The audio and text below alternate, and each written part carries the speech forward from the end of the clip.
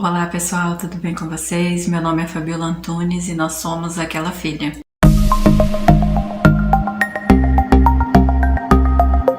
E aí, já fez o seu devocional hoje?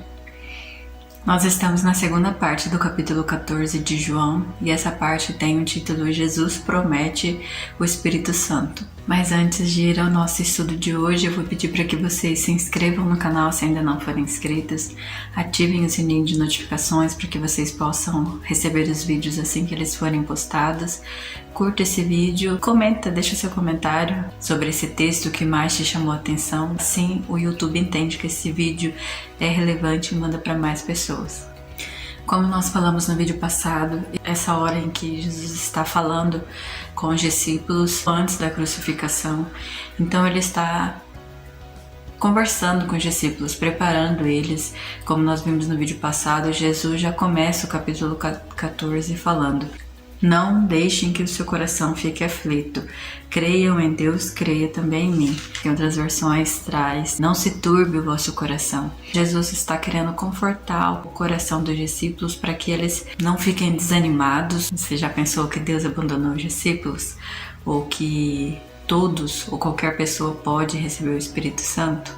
Nós vamos ver sobre isso hoje. No verso 18 do capítulo 14, Jesus diz assim: não os deixarei órfãos, voltarei para vocês. 19 também: em breve o mundo não me verá mais, mas vocês me verão, porque eu vivo, vocês também viverão. Jesus já está alertando eles antes de acontecer a crucificação, de que ele não os abandonaria, que ele não os deixaria órfãos. Ele promete que mandará um outro encorajador, o Espírito Santo.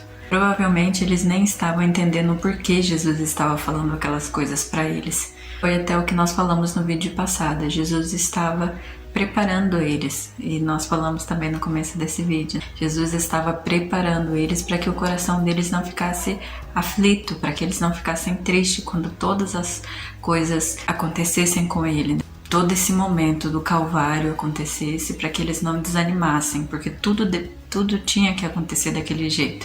Uma segunda pergunta: todos podem receber o Espírito Santo? Vamos voltar, vamos na Bíblia, vamos ver o que Jesus diz sobre isso. A partir do versículo 15. Se vocês me amam, obedeçam meus mandamentos. E eu pedirei ao Pai, e Ele lhes dará outro encorajador, que nunca os deixará.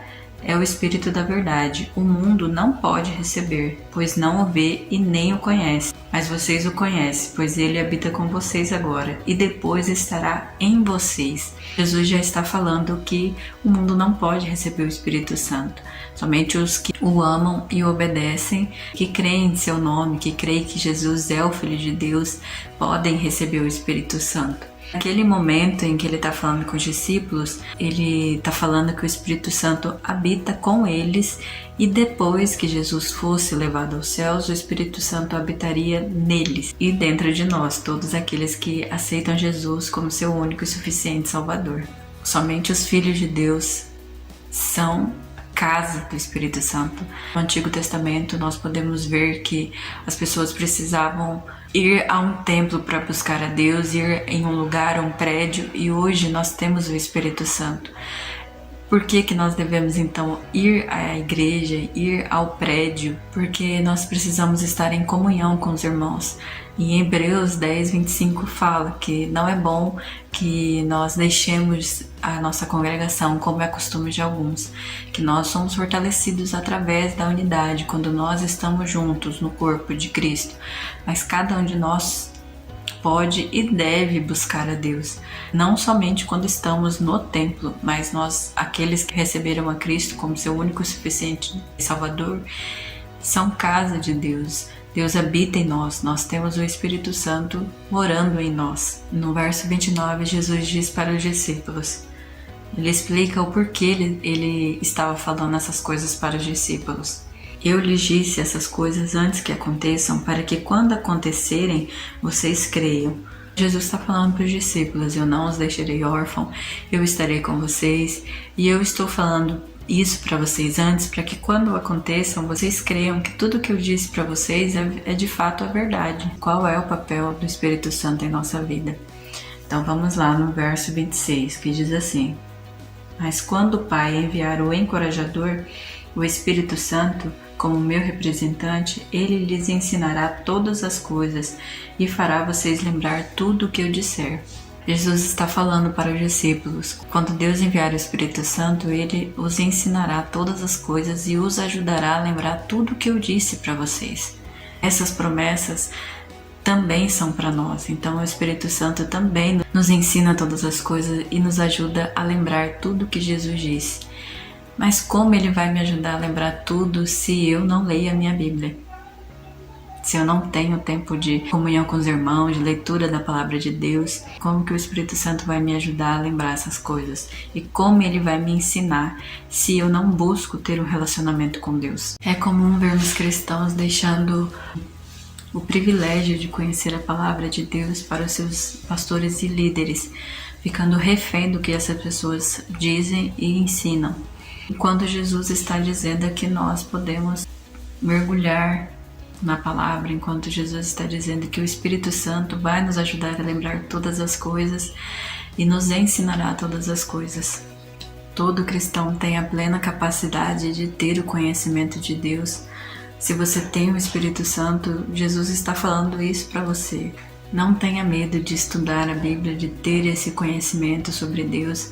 Não tenha medo de estudar também no meio secular, fazer uma faculdade, fazer a educação básica, de terminar os seus estudos, de continuar estudando. Como eu disse para vocês, eu faço licenciatura em matemática. Quanto mais eu estudo, mais eu vejo que existe um Criador. E mais você pode ver que não tem como as coisas virem do acaso. Se nós temos uma base sólida, nós não seremos enganados e nem confundidos sobre o que é Deus, sobre a sua existência. Tem uma série que é o Big Bang, a teoria de tudo, eu acho que é esse o nome da série em português. E rodou esses tempos no meu Instagram um vídeo falando sobre esse personagem principal que se diz ateu, em que ele confronta a mãe dele sobre a existência de Deus. A mãe dele é uma cristã, só que está em dúvida sobre se Deus de fato existe.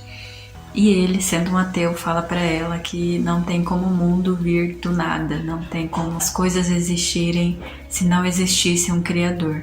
Eu vou até deixar aqui o link desse vídeo para que você possa assistir essa cena em que esse personagem fala que não tem como não existir um Criador. A ciência prova que existe um Criador. Partindo para a conclusão, nós temos a liberdade de estudar a Bíblia, de ter a Bíblia em nossa mão, o que em muitos países as pessoas também não podem nem ter a Bíblia, ir para a igreja, mas nós temos contentado com as migalhas que o mundo oferece, ao invés de mergulharmos na profundidade da palavra de Deus.